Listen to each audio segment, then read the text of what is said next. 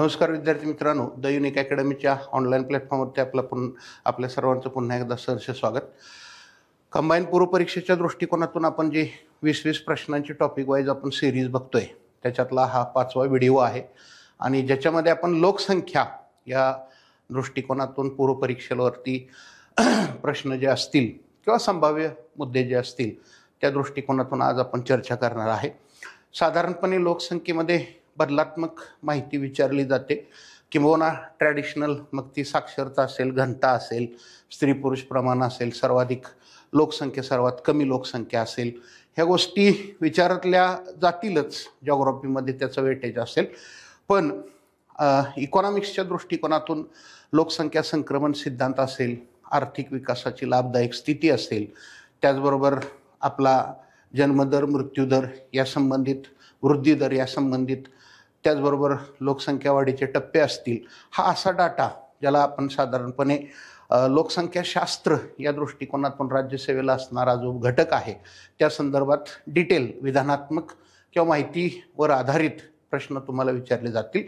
त्याचबरोबर राष्ट्रीय लोकसंख्या आयोग, राष्ट्रीय लोकसंख्या धोरण याच्यावरतीही आपल्याला कंटिन्युअसली प्रश्न विचारले गेलेत. त्यामुळे इतर जी ट्रॅडिशनल माहिती आहे ती आपण बघणं गरजेचंच आहे. त्याचबरोबर आपल्याला ही जी माहिती आहे, ही माहिती म्हणजे जे मी पॉईंट सांगितले त्याच्यावरती आपल्याला प्रश्न विचारले जाऊ शकतात. तर आपण ही जी सिरीज आहे ही सिरीज आपण कंटिन्यू करतोय. त्याच्यातला 5वा व्हिडिओ लोकसंख्येच्या दृष्टिकोनातून तुमच्यासमोर आहे. दर गुरुवारी रात्री 8 वाजता अर्थशास्त्राचा व्हिडिओ दैनिक अकॅडमीच्या ॲपवरती तुम्हाला किंवा चॅनलवरती तुम्हाला दिसेल. आणि असे अजून आपण पुढं 5 व्हिडिओ सार्वजनिक वित्तचा त्याच्या पुढचा आहे, कर रचनेचा आहे, आंतरराष्ट्रीय भांडवल चळवळ, परकीय गुंतवणूक, उद्योग आणि कृषी असं एक सिलेबस वाईज सेपरेशन करून आपण हे व्हिडिओ तयार केलेले आहेत. तर आज आपण लोकसंख्येच्या दृष्टिकोनातून प्रश्न बघूया. तर पहिला प्रश्न आहे, लोकसंख्या वाढीच्या समस्येचे संकट जगापुढे मांडणारा, म्हणजे लोकसंख्या वाढ, अनियंत्रित लोकसंख्या वाढ ही जी समस्या आहे ती जगापुढे मांडणारा पहिला लोकसंख्या शास्त्रज्ञ कोण, असं विचारलेलं आहे. आता हा माल्थस यांनी प्रथम प्रयोग केला.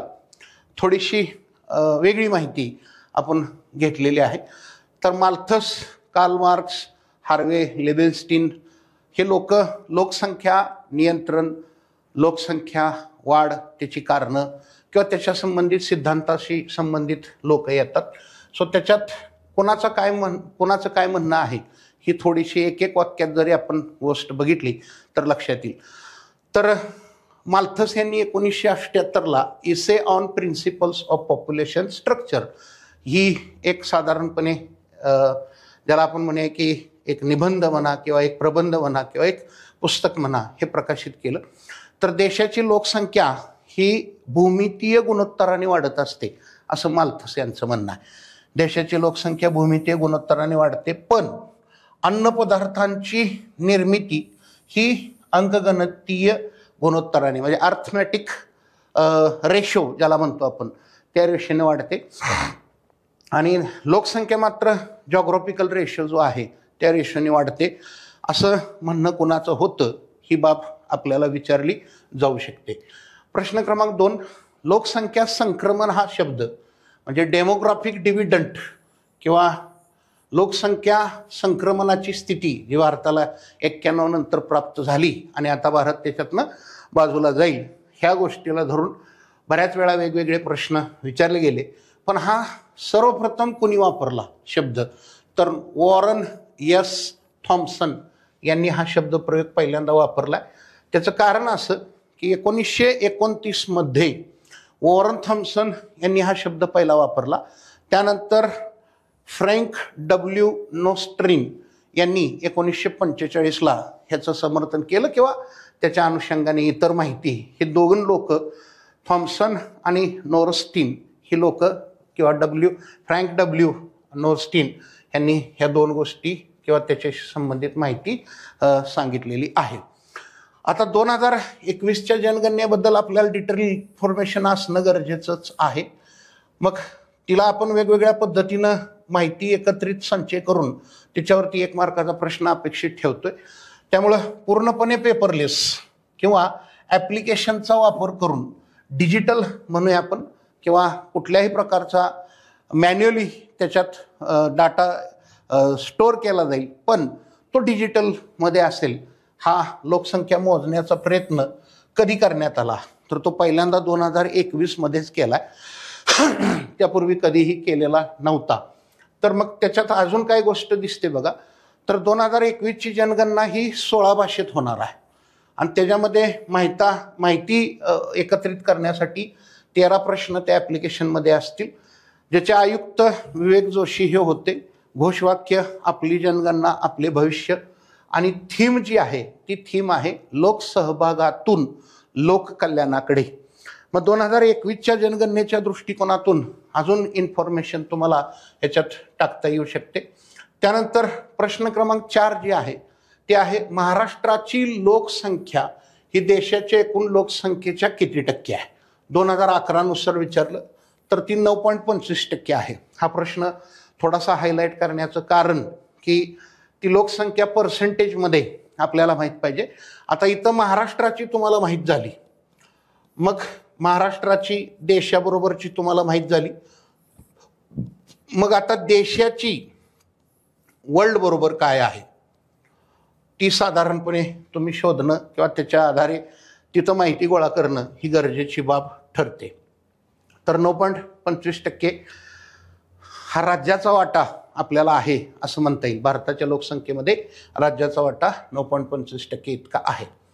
MS स्वामीनाथन समिती ही 1993ला लोकसंख्येबद्दल नेमली होती, लोकसंख्येबाबतच नेमली होती.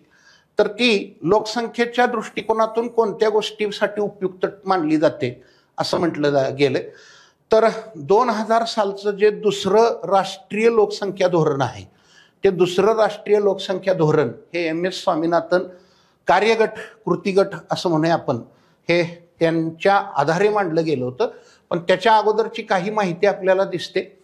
तर MS स्वामीनाथन समिती नेमली होती लोकसंख्येबद्दल 1993ला. 94ला या समितीनं अहवाल दिला आणि त्याच्यावर आधारित दुसरे लोकसंख्या धोरण हे मांडलं गेलं आणि या दुसऱ्या लोकसंख्या धोरणाच्या बाबतीत MS स्वामीनाथन समिती हे उपयुक्त ठरते किंवा महत्त्वपूर्ण ठरत आहे. लोकसंख्या नियंत्रणासाठी भारताने सर्वप्रथम कधी सुरुवात केली तर त्याचं उत्तर अगदी स्वातंत्र्य मिळाल्यानंतर लगेचच, म्हणजे 1952ला कुटुंब कल्याण कार्यक्रम आपण सुरू केला होता. कुटुंब नियोजन कार्यक्रम, कल्याण नाही सॉरी माफ करा, कुटुंब नियोजन कार्यक्रम हा 1952चा आहे. असा कार्यक्रम राबवणारा भारत हा पहिला देश आहे आणि आपल्याला त्यावेळी साधारणपणे वेगवेगळ्या पातळीवरनं ज्याला म्हणूया की आपण प्रोत्साहन देण्यात आलं होतं. तर कुटुंब नियोजन पद्धतीविषयी संशोधन करण्यासाठी आपल्याला WHO सुद्धा मदत झाली होती त्यावेळी, किंवा त्याच्यानंतर बऱ्याचशा आरोग्यविषयक पोषणविषयक बऱ्याचशा गोष्टी WHO माध्यमातून आपण पूर्ण केलेल्या आहेत. प्रश्न क्रमांक 7 2 विधानं दिलेत. त्यातलं पहिलं विधान जे आहे ते पहिलं विधान काय सांगते बघा, व्यक्तीला कोणत्याही किमान एका भाषेत वाचता व लिहिता येणे म्हणजेच त्याला साक्षरता म्हणायचं असं विधान अ सांगते. विधान ब मध्ये 7 वर्षे किंवा त्यापेक्षा अधिक वय असणाऱ्या प्रत्येक 100 व्यक्तीमागे साक्षर असणाऱ्या व्यक्तीचे प्रमाण म्हणजे त्याला आपण साक्षरता दर असं म्हटलं गेलोय. तर ही दोन्हीच्या दोन्ही विधानं बरोबर आहेत. पर्याय आपण व्हिडिओ बघताय त्यामुळं पर्याय बघून उत्तर देण्याच्या दृष्टिकोनातून आपण प्रयत्नशील असालच. मग ही दोन्हीच्या दोन्ही विधानं बरोबर आहेत. तर त्याचं कारण काय, तर 1981 पर्यंत साक्षरता दर मोजण्यासाठी 6 वर्षे किंवा त्यापेक्षा अधिक वय असं मानलं गेलं होतं. 1991 पासून 7 वर्षे किंवा त्यापेक्षा अधिक वय असं लिहिलं गेले किंवा नमूद केलं गेले. त्यामुळं 1991 पासून 7 वर्षे किंवा त्यापेक्षा अधिक वय साक्षरता दरामध्ये हा मूलभूत मानण्यात आलेला आहे. धर्मनिहाय लिंग गुणोत्तर भारताचं जर का विचारात घेतलं तर सर्वाधिक लिंग गुणोत्तर कोणत्या धर्मात आढळतं, तर ते ख्रिश्चन धर्मात आढळतं. आता धर्मनिहाय लिंग गुणोत्तराच्या दृष्टिकोनातून आपल्याला ख्रिश्चन 1023 बौद्ध 965, जैन 954, मुस्लिम 951, हिंदू 929 आणि ख्रिश्चन 903 हे असं लिंग गुणोत्तर सापडतं. त्यामुळे ह्यातलं कुठलंही कशाही पद्धतीनं विचारलं जाऊ शकतं, तर ते सर्वाधिक ख्रिश्चन धर्मामध्ये आहे ही बाब आपल्याला माहीत असावी. जनगणना 2011 नुसार भारतात 53 दशलक्षी शहर आहेत, दशलक्ष शहरी. त्यामध्ये पहिला नंबर असणारं शहर हे बृहन्मुंबई शहर आहे, पहिला. मग आता पहिले 10 शहरं तर आपल्याला माहीत असावी. या ठिकाणी 4 मी दिलेत. तर बृहन्मुंबई 1.84 कोटी, दिल्ली 1.63 कोटी, कोलकाता 1.41 कोटी आणि चेन्नई 86.96 लाख ही त्यांची लोकसंख्या मानण्यात येते. सर्वाधिक दशकीय वाढीचा दर कोणत्या जनगणनेत आढळतो किंवा कुठल्या आकडेवारीत आपल्याला तो आढळतो, तर दशकीय वाढ ही 1971ची आहे आणि 1981ची वार्षिक वाढ आढळते. वार्षिक वाढीचा दर हा 1991ला आढळतो. त्यामुळं 71 आणि 81 या दृष्टिकोनातून आपल्याला माहिती पाहिजे. दशवार्षिक वृद्धी दर इथं दिलाय. 1971ला तो 24.80 होता. तो 61 पहिलं घेतलं नाही कारण सर्वाधिक घेतलाय पुढं. 1961ला तो त्याच्यापेक्षा कमी होता, 21.51 होता. 1981ला तो 24.66 झाला आणि 91ला तो परत कमी झाला, तो 23.87.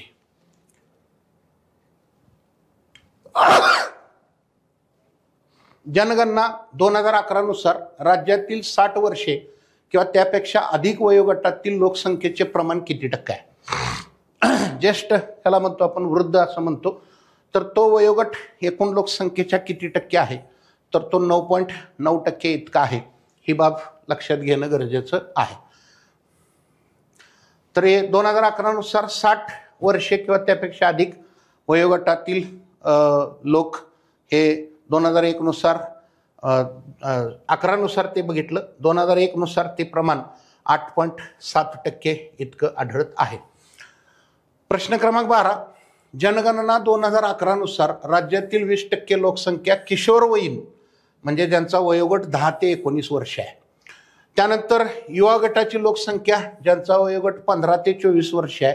हे सारखेच आहे, म्हणजे दोन्हींचंही प्रमाण सारखंच आहे. तर युवा लोकसंख्या सर्वाधिक कुठं आढळते?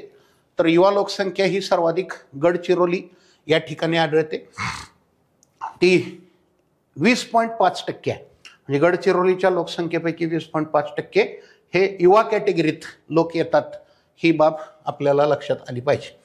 भारताच्या लोकसंख्या वाढीचे अतिउच्च वेगवान वाढीचा कालखंड कोणता?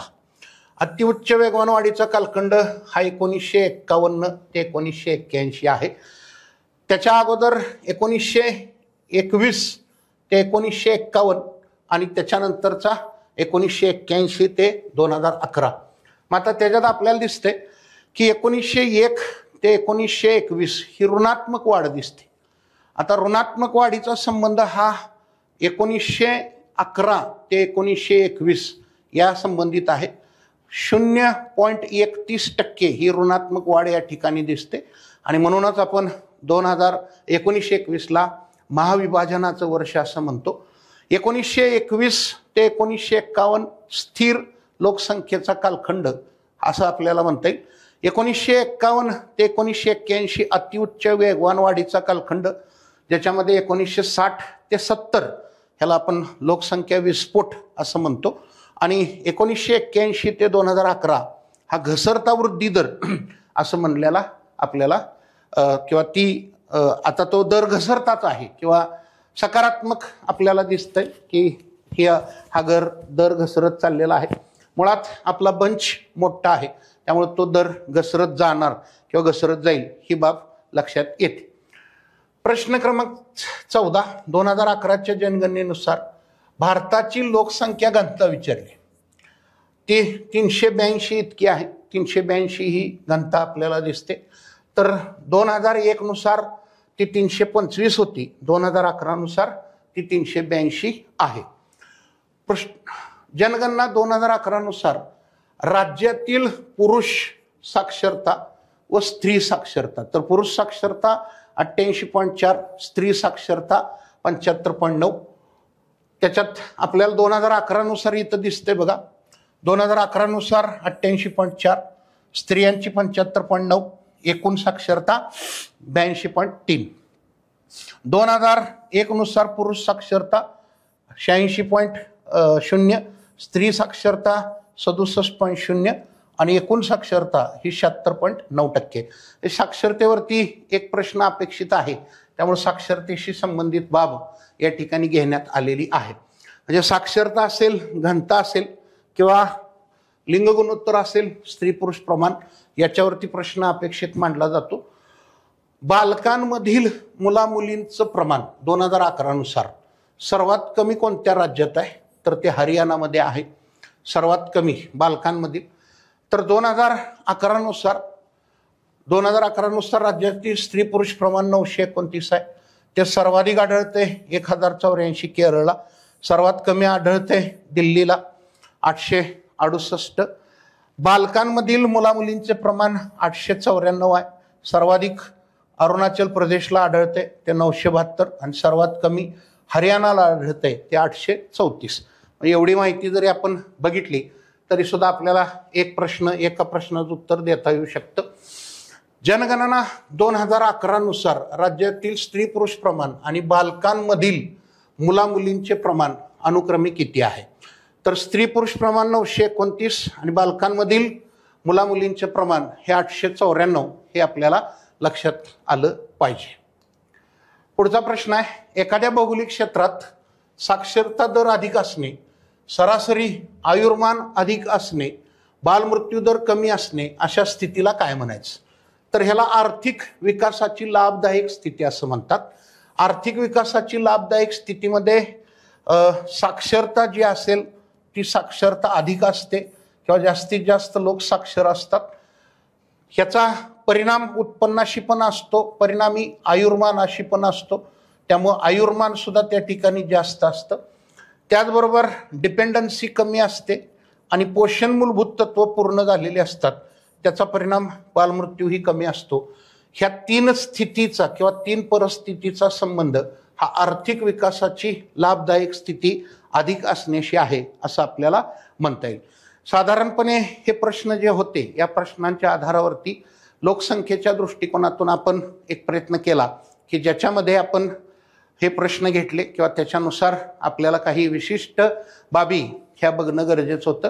याच्यानंतर आपण पुढं आता सार्वजनिक वित्त या चॅप्टरच्या आधारावरती राहिलेले प्रश्न आपण किंवा त्याच्या संबंधित प्रश्न आपण बघणार आहे.